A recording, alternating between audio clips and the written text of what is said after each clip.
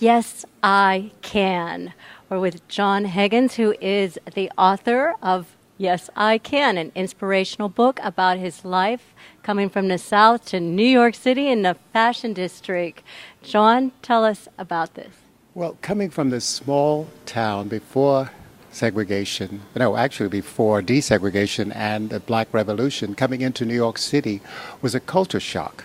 And what I loved was the fact that I made such an incredible transition. And then after living here, going to school here, and then going off into the fashion business and designing for some of the most wonderful people in the world, all the celebrities. And it was just, what a transition. Imagine a little boy from a little town coming into New York and meeting all the celebrities that you've seen on television or you've known about for the years. With us is Marva Allen, one of the partners of Hue-Man bookstore up here on 125th Street. Tell our audience about your store. Right. Hi. Thank you. Thank you for coming. Thank you. We are the Hue-Man bookstore. Of course, the word Hue means people of color, and we're a niche market African American bookstore in Harlem, and we have literature about anything to do with the African diaspora and, of course, everything else. But we do have a focus on that. And we have authors from all over, very famous. We even had President Clinton. And tonight, of course, we have Jon Haggins. And we have signings about 25 times a month with people that a lot of Harlemites don't get to see up close and personal. So it's been an amazing 7 years, and hope many more. And how did you find Jon by chance? Well, Jon actually found us, which was really, really great because we've known about him and we knew his book was coming out. And one of the models that he used to dress, Norma Jean Darden, is a very strong patron of Hue-Man. And what brought you here today? Hi, Kristal. I'm here at the Hue-Man bookstore in Harlem, and I came to listen to Jon Haggins talk. And I came because I want to see what Jon is up to now. He's always up to something wonderful with his travels and with his writing. And I haven't read the book, so I can't tell you anything about the book, but I can just say that everything that Jon touches turns to gold. New York is a magnetic, magical place for anybody to be because at every corner there's always something new and something wonderful to discover. And I love that whole thing. And I love living here. People have asked me, where else would you love to live? Since I travel around the world, and I say New York because when I come home, I feel like I'm really home. And all these wonderful places around the world, what happens is that you meet incredible people and people make the difference. But there's nothing like New York. Now, how do you get into something so competitive like the fashion industry? Well, I didn't think of it as being competitive. I went in as a very naive individual, very young at 22, and then I just looked at the masthead of the magazines. I called up all these people. They said, I want to see what you have.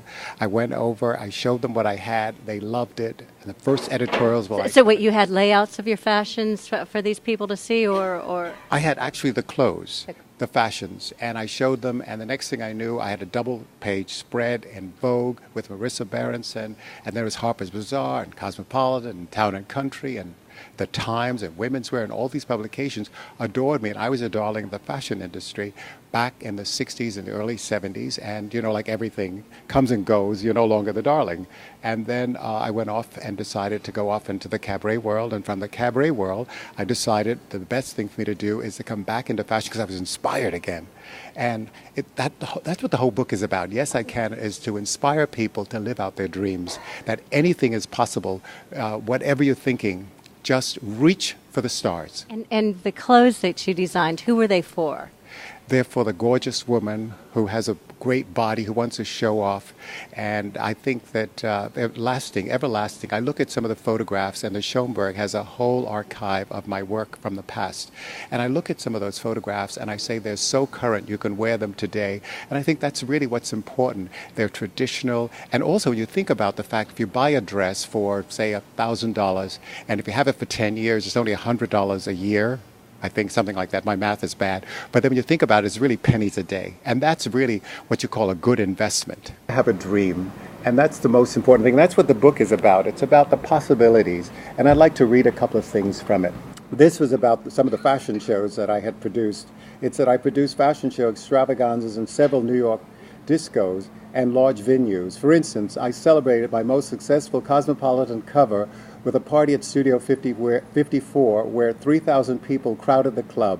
I opened the show singing Touching My Body, and Ethel Beatty and Shayla Edmonds sang backup.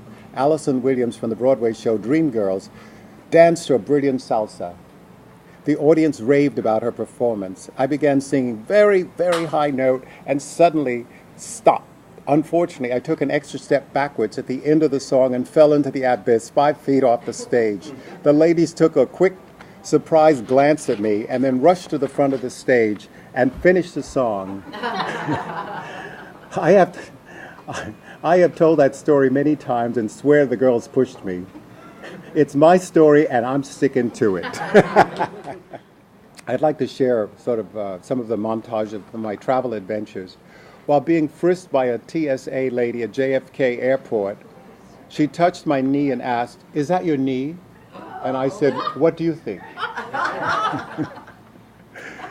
And then on another occasion, my luggage was overweight and I refused to pay extra, so I began taking items out of the suitcase and stuffing them in my pocket.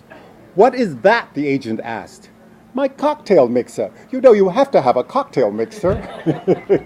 So those are some of the anecdotes from the book. But it's not only travel, it's really a life experience. It's the great people that you meet along the way and the relationships that you build throughout your life. And that's what's so wonderful about seeing people that you haven't seen in a while and new friends that you're meeting all the time. And I think that, last year when I just came back from Quebec City this past weekend, and there's a young lady by the name of Angelique, I don't remember her last name, but her review was, if there was no sun in the sky, she would be the sun. And I thought, what a brilliant review.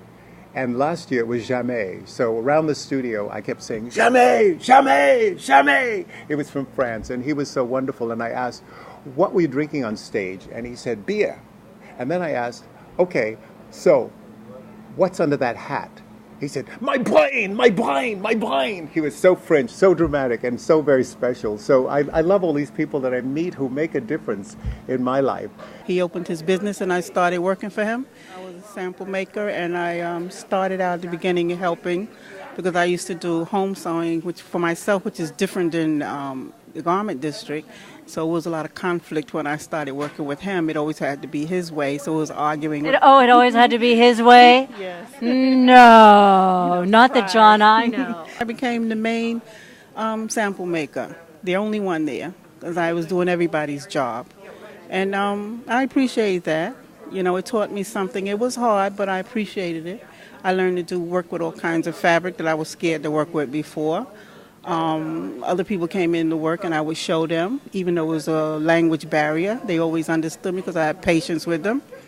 And we had a lot of nice fashion shows and the models, and it was exciting. And I missed that too because it was crazy, but it was exciting. And it was like a big letdown when it was over. All the months building up to it, and it was over in 15 minutes. It is the fashion capital of the world. How has fashion changed through the years? It's not made as good. I remember we used to have dresses when the store would send it back for alterations because nobody could do it because John's work was so intricate. Everything was self-lined and nobody else could do it. I could see that. Nobody else could do it, so we very had to bring it meticulous. back. Yeah. So we just put more work into it than other people do. So there's so many stories to share. There are a lot of years when you think about. And what was amazing to me was that when I look at the photographs in the book, and it goes from all these decades, from the 40s, the 50s, the 60s, the 70s, and all the way up to the day. It's amazing when you think about all these different phases that you go through, and it's amazing. But I'm still here, and that's the most important thing. And I'm here to tell the stories my way. Well, I wanted really, again, to inspire people to get out there and do whatever they want to do, and not have hindrances, because life is short. And people who say, well, I'll travel when I retire. You'll be dead when you retire. What are you talking about? You need to get out and do it now. There's just, and the world is so big, you couldn't even, if you started at 1, you couldn't see the entire world. So if you start at 65 or 70, forget about it. You'll never make it. So it's a wonderful world out there. And I say to people, get up, get out, and travel.